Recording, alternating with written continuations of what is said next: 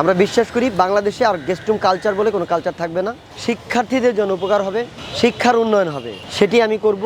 এবং এখানে আমি এক ধরনের ক্রিয়েটিভ টিম গঠন করব।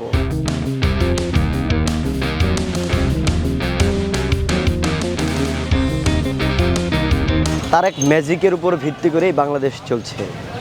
আমরা দেখেছি তারেক বসন্ত, তারেক রহমানের সুপরিকল্পিত পদক্ষেপের মাধ্যমেই আমরা দেখেছি যে শিক্ষাঙ্গনকে কিভাবে ঢেলে সাজাতে হয়। এই জন্য গেস্ট রুম কালচারকে তারেক রহমান খুব সচেতনভাবে দেখেছেন। গেস্ট রুম কালচার বাংলাদেশে একটি কলঙ্কিত কালচার। এটি আমরা দেখেছি দীর্ঘ সময়ই বাংলাদেশে চলেছে, কিন্তু ছাত্রলীগ যেটিকে প্রাতিষ্ঠানিক রূপ দিয়েছে, এটিকে ভাঙার জন্যেই আমরা বর্তমান প্রজন্ম আমরা বিশ্বাস করি বাংলাদেশে আর গেস্ট রুম কালচার বলে কোনো কালচার থাকবে না। এখানে শিক্ষার্থীরা কোনো ধরনের মব জাস্টিসও করবে না। শিক্ষার্থীরা নিজেদের মতো করেই আগামীর বাংলাদেশ গঠন করবে।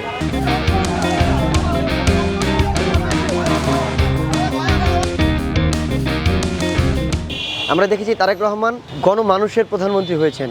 উনি গাড়ি বহর নিয়ে হাঁটছেন না, মাত্র 4টি গাড়ি নিয়ে রাস্তায় হাঁটছেন। এমনকি একদম শিশু পর্যন্ত, বাচ্চা পর্যন্ত তারাও তাকে প্রশ্ন করার সুযোগ পাচ্ছেন। এটি কিন্তু একমাত্র জনগণের সরকার হওয়ার কারণেই সম্ভব হয়েছে। সেখানে প্রথম বর্ষের শিক্ষার্থী হিসেবে একজন শিক্ষার্থীও চায় যে শিক্ষা ব্যবস্থাটা কেমন হবে। এখানে তারেক রহমান আমাদেরকে দিক নির্দেশনা দিচ্ছেন।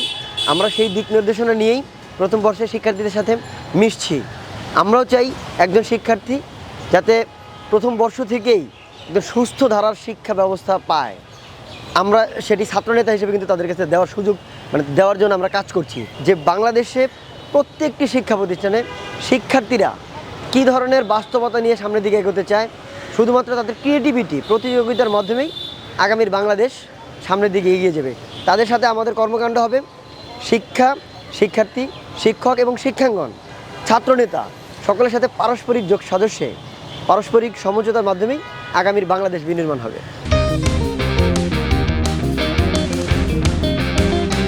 যে শিক্ষার্থীদের কল্যাণে কিংবা মানুষের কল্যাণে কাজ করাই আমার রাজনীতির মূল ধর্ম।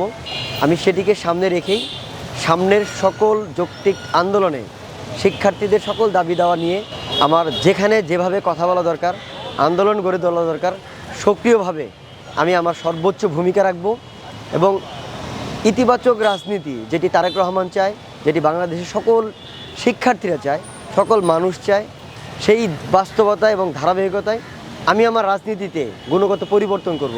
সেটি ক্যান্টিনের খাবারের মান উন্নয়ন, গেস্ট রুম কালচার, নারী শিক্ষার্থীদের ফ্রিলি মুভমেন্ট এবং সকল শিক্ষার্থীদের যৌক্তিক আন্দোলন সহ ইতিবাচক পরিবর্তনের জন্য